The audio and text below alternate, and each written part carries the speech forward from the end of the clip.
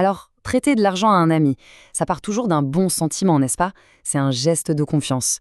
Mais parfois, ça peut virer au cauchemar. On va voir ensemble comment un simple service peut finir par briser une amitié et un compte en banque. C'est l'histoire d'une poignée de main à 5 000 euros.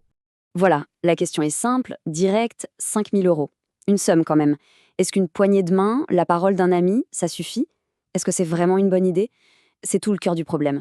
Allez, imaginons un peu la scène. Un ami proche, quelqu'un de confiance, vient vous voir. Il est dans une passe difficile, il a vraiment besoin d'un coup de pouce. 5 000 euros. Forcément, par amitié, on a envie d'aider, on ne réfléchit pas plus loin. La confiance est là, totale, une poignée de main et l'affaire est réglée. Tout semble simple. Au début, on y croit dur comme fer. Je te rembourse le mois prochain, promis. Et puis, le mois prochain arrive. Puis le suivant. Les promesses sont toujours là, mais l'argent, lui, ne l'est pas.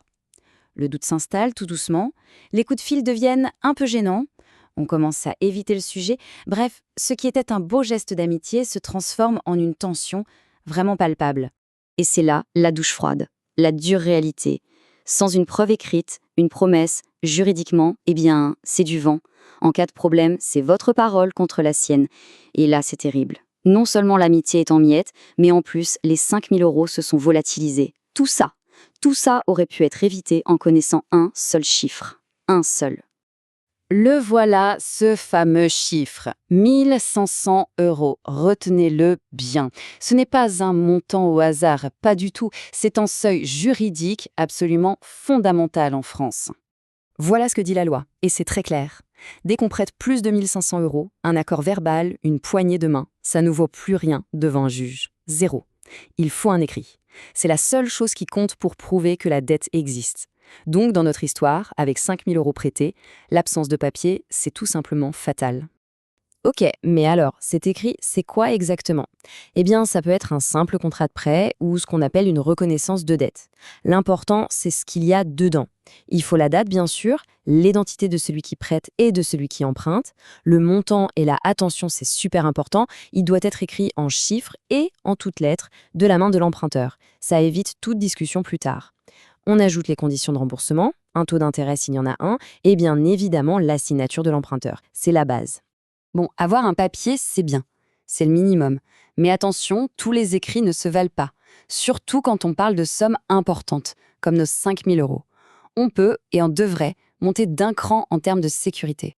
En fait, il y a comme 3 niveaux de sécurité. Tout en bas, le niveau 1, c'est l'écrit simple dont on vient de parler. Le contrat entre vous, qu'on appelle un acte sous seing privé. C'est le minimum syndical.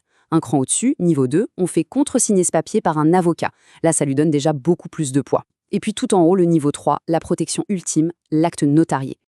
L'acte notarié, c'est vraiment une autre dimension. On l'appelle un acte authentique. Et ça veut dire ce que ça veut dire. Il est quasiment incontestable. Pourquoi?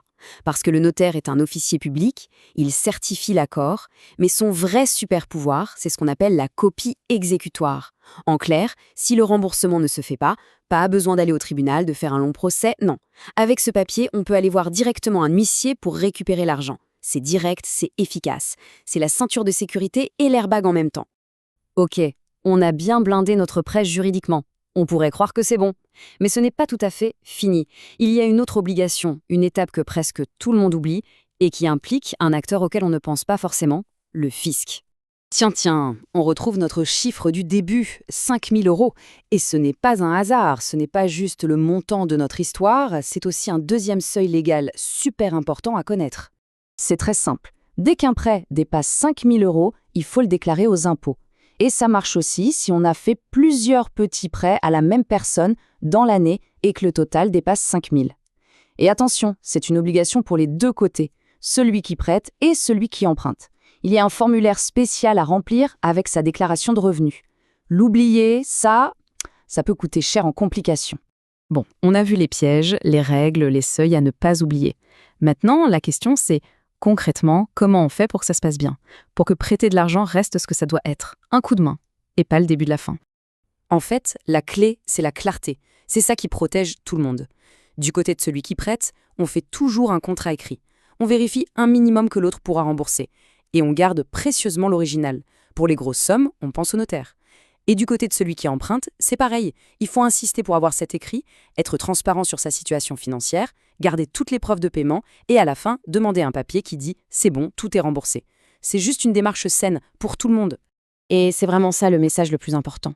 Il faut voir les choses autrement. Faire un papier, ce n'est pas un signe de méfiance. C'est tout le contraire.